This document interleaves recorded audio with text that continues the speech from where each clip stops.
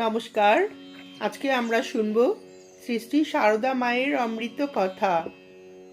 মায়ের সন্ন্যাসী ও গৃহী সন্তানদের স্মৃতিতে শ্রী শ্রী মায়ের কিছু অমৃত কথা।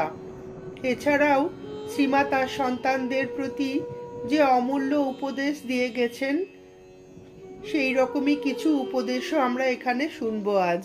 দীক্ষাকালের বর্ণনা দিতে গিয়ে নরেশচন্দ্র চক্রবর্তী বলেছেন, দীক্ষাকালে শ্রী শ্রী মা ঠাকুর ঘরের খাটটির ওপর পা ঝুলিয়ে বসেছিলেন। আমি নিচে তার সামনে একটি কুশাসনে বসেছিলাম। মা আমায় জিজ্ঞাসা করলেন, তোমরা শাক্ত না বৈষ্ণব?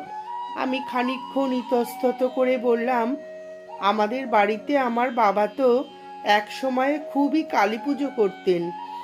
অবশ্য এ কথা বলার আগেই মা বললেন,